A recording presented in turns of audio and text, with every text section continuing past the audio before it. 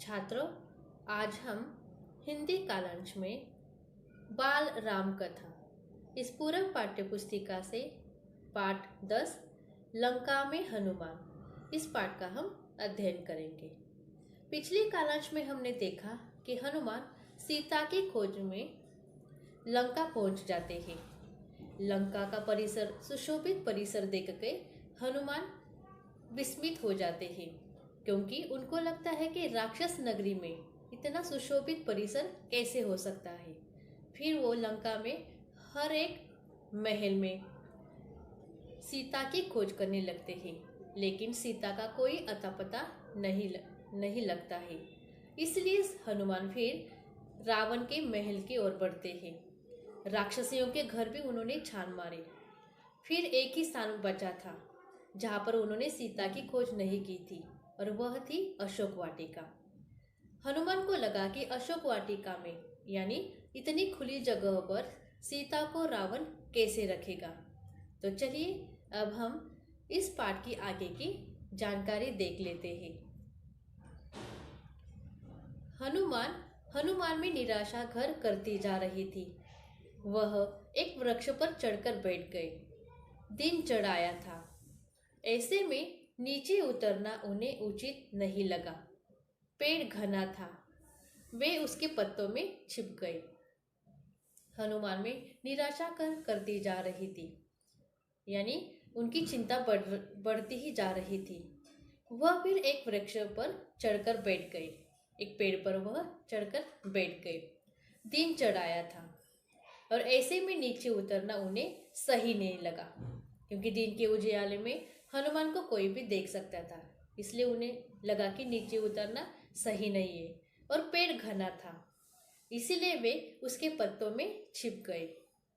उन्हें वहां से सब कुछ दिखता था, लेकिन उन्हें कोई नहीं देख सकता था। इस तरह से दिन के उजियाले में नीचे उतरना उन्हें सही नहीं लगा था, इसलिए वे घने पेड़ के पत्तों के बीच में छिपकर बैठे थे। रात हो आई। अचानक वाटिका के एक कोने से उन्हें अट्टहास सुनाई पड़ा। वे राक्षसियां थी। फिर रात हो गई और अचानक उन्हें अशोक वाटिका में एक कोने से अट्टहास यानी कि जोर से हंसना, जोरों की हंसी सुनाई पड़ी। वे राक्षसियां थी। फिर हनुमान उधर ही देखने लगे। एक वृक्ष के नीचे राक्षसियों का झुंड था। वे किसी बात पर ठहाके लगा रही थी। हनुमान को लगा कि वे सीता पर हंस रही है। वह पेड़ से चिपककर नीचे की डाली पर आई। ध्यान से देखा। एक वृक्ष के नीचे राक्षसियों का समूह था, और वे राक्षसियां किसी बात पर ठहाके यानी कि जोर जोर से हंस रहे थे। हनुमान को लगा कि शायद वे राक्षसियां सीता पर हंस रही है। हनुमान पेड़ से चिपककर फिर नीचे की डाली पर आ गए। उन्होंने ध्यान से देखा। राक्षसियों के बीच एक स्त्री बैठी है। चेहरा मुरझाया हुआ, उदास, दयनीय, दुर्बल और शोकग्रस्त। यही माँ सीता है, उन्होंने मन में सोचा। उन्हें अब कोई संदेह नहीं था। राक्षसियां वही थी, हट नहीं रही थी। हनुमान फिर एक पेड़ से चिपककर नीचे की डाली पर आए, और उन्होंने ध्यान से देखा कि राक्षसियों के बीच में एक स्त्री बैठी है। उनका चेहरा मुरझाया हुआ था, उदास थी, दयनीय थी, दुर्बल, शोकग्रस्त यानी कि व्याकुल थी, और यही माँ सीता है, उन्होंने मन में सोचा। उन्हें अब इस पर कोई संदेह, कोई शक नहीं था कि ये जो दयनीय, उदास और दुर्बल, व्याकुल स्त्री है वह सीता माँ ही है। इस पर उन्हें कोई भी अब शक नहीं था। राक्षसियां वही थी, हट नहीं रही थी। सीता के आसपास ही राक्षसियां थी, वो वहां से जा नहीं रही थी, हट नहीं रही थी। इस तरह से हनुमान पेड़ की एक डाली पर बैठे हुए वो देख रहे थे। उनको लगा कि यह इन राक्षसियों के बीच जो दयनीय, दुर्बल, व्याकुल, शोकग्रस्त जो स्त्री है वह सीता माँ ही है।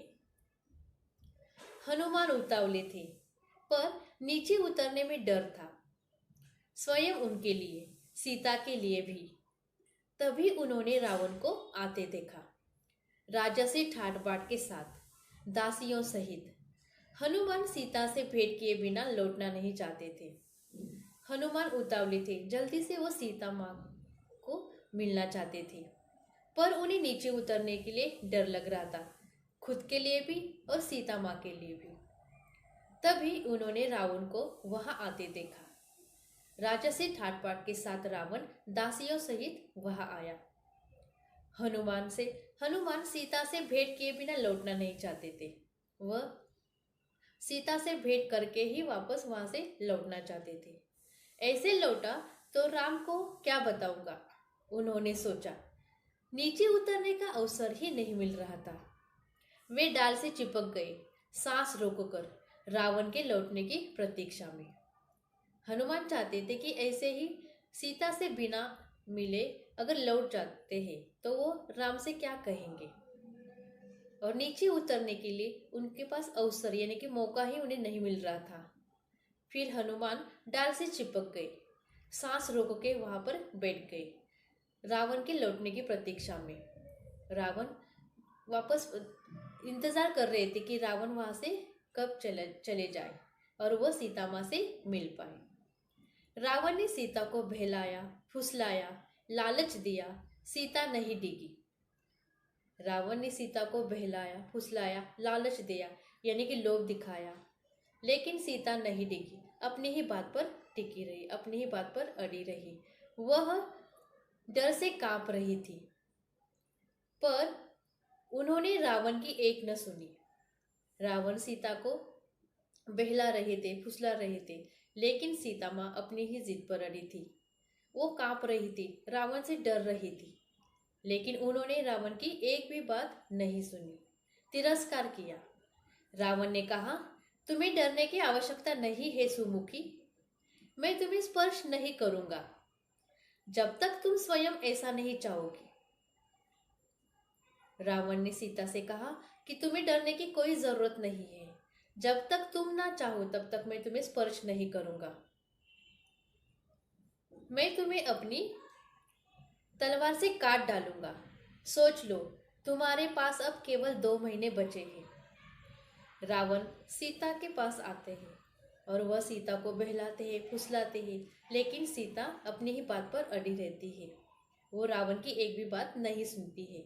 फिर रावण सीता से कहता है कि मैं तुम ना चाहो तब तक कोई स्पर्श नहीं करूंगा, लेकिन मैं तुम्हें अपनी तलवार से काट डालूंगा, और सोच लो कि तुम्हारे पास अब केवल 2 महीने बचे हैं। फिर सीता माँ कहती है, ऐसा कभी नहीं होगा दुष्ट, राम के सामने तुम्हारा अस्तित्व ही क्या है। मुझे राम के पास पहुंचा दो, वे तुम्हें क्षमा कर देंगे। रावण की बात सुनकर सीता माँ कहती है कि ऐसा कभी नहीं होगा, जो तुम चाहते हो वह कभी नहीं होगा दुष्ट, और राम के सामने तुम्हारा अस्तित्व ही क्या है। मुझे राम के पास पहुंचा दो, वे तुम्हें फिर क्षमा कर देंगे। तुमने ऐसा नहीं किया तो सर्वनाश निश्चित है। तुमने अपराध किया है, तुम्हें कोई नहीं बचा सकता। मूर्ख राक्षस, तुम्हारा अंत निकट है। सीता माँ रावण से कहती है कि तुमने ऐसा नहीं किया, अगर तुमने मुझे सीता राम तक नहीं पहुंचाया तो राम तुम्हारा सर्वनाश निश्चित करेंगे। तुमने अपराध किया है और तुम्हें इसे कोई भी बचा नहीं सकता, और तुम्हारा अंत निकट है। इस तरह से सीता रावण को कहती है। रावण क्रोध में पैर पटकता हुआ चला गया। यह सुनने के बाद फिर रावण क्रोध में यानी कि गुस्से में पैर पटकता हुआ चला जाता है। रात गाढ़ी होती जा रही थी। रावण के जाने पर राक्षसियों ने सीता को घेर लिया, उन्हें डराने धमकाने लगी। बोली, तुम मूर्ख हो, रावण का प्रस्ताव अस्वीकार कर रही हो, यह रावण की नगरी है। रावण गुस्से से फिर लौटा। फिर रात गाढ़ी होती जा रही थी। रात गाढ़ी होने पर रावण के जाने पर वहां पर जो राक्षसियां थी उन्होंने सीता को घेर लिया, और फिर वो सीता को डराने और धमकाने लगी, और वह कहने लगी कि तुम मूर्ख हो, रावण का प्रस्ताव तुम अस्वीकार कर रही हो। यह रावण की नगरी है। तुम्हारा राम यहाँ कभी नहीं पहुंच सकता। तुम्हें कोई नहीं बचा सकता। इस तरह से राक्षसियां सीता को कहने लगी कि तुम्हारा यह राम यहाँ कभी नहीं पहुंच सकता। यह रावण की नगरी है और तुम्हें रावण के चंगुल से कोई बचा नहीं सकता। राक्षसियों में एक त्रिजटा थी, सबसे भिन्न। उसने कहा, मैंने एक सपना देखा है। पूरी लंका समुद्र में डूब गई है, सब नष्ट हो गया है। और इन राक्षसियों के समूह में एक त्रिजटा नामक राक्षसी थी। वह सबसे भिन्न यानी कि अलग थी। उसने कहा कि मैंने एक सपना देखा है। पूरी लंका जो है वह समुद्र में डूब गई है, सब नष्ट हो गया है। यह सपना अच्छा नहीं है। कहीं यह सीता के दुख से जुड़ा तो नहीं? वो जो राक्षसी थी त्रिजटा, उसने वह सपना देखा था, तो उसे लगा कि यह जो सपना है यह सीता के दुख से जुड़ा तो नहीं है। और फिर सीता की हिचकियां बंध गई।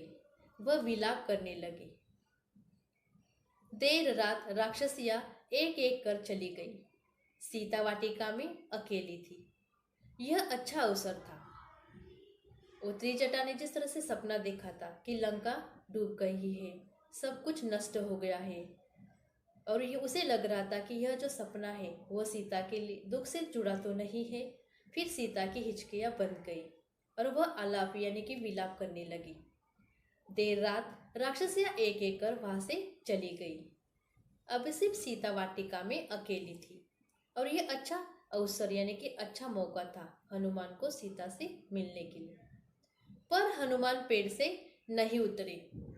कहीं सीता मुझे भी राक्षस न समझ ले, मायावी चाल मान ले, उन्होंने सोचा। पेड़ पर बैठे बैठे उन्होंने राम कथा प्रारंभ की। राम का गुणगान। रावण की लंका में राम चर्चा सुनकर सीता चौंकी। उन्होंने ऊपर देखा जिधर से आवाज आ रही थी।